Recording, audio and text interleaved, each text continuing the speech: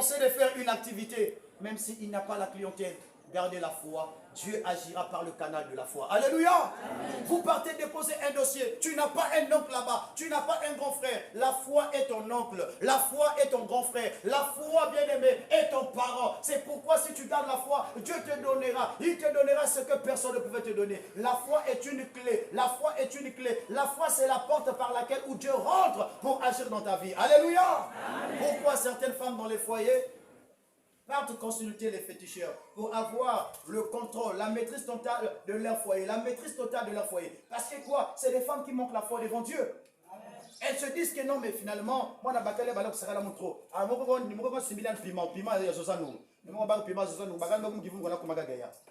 Là, tu penses que non, tu as pris le contrôle de ton mari. Tu n'as pas pris le contrôle de ton mari, mais au contraire, tu as vendu ton mari entre les mains de l'ennemi. Parce que toute femme qui est allée consulter le féticheur pour avoir le contrôle de son mariage, c'est une femme qui est allée vendre le mariage et son mari. Alléluia! C'est pourquoi, bien-aimé, ce que vous traversez, Dieu vous a donné la foi. C'est pour combattre vos épreuves. C'est pour surmonter vos épreuves. Alors, si vous en avez, vous ne devez jamais abandonner. Un enfant de Dieu n'abandonne pas. Vous devez comprendre une chose. Dieu délivre les enfants d'Israël en Égypte.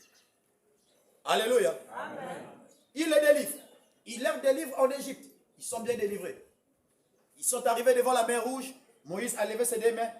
La mer s'est mise en deux, s'est divisée en deux. Ils ont traversé. Ils sont arrivés de l'autre côté.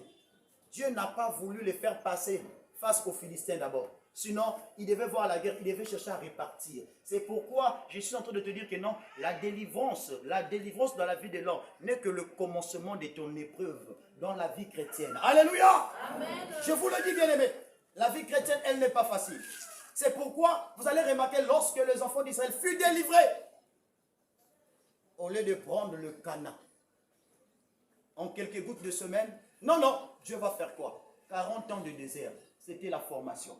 La maturité. Parce que quoi? Il les avait dit tout simplement que non, je vous donnerai un pays là où le lait et le miel. Mais ils ne savaient pas, avant d'avoir le lait et le miel, il fallait payer le prix du sacrifice. Il fallait connaître le désert. Il fallait vivre. C'est pourquoi toi aussi, enfant de Dieu, tu te poses la question, le mariage là, je vais le laisser. Je ne suis pas né pour souffrir. Même Jésus est venu, il a connu la souffrance. Sache-le que si tu veux connaître la gloire, tu dois aussi connaître la souffrance. Alléluia! Amen.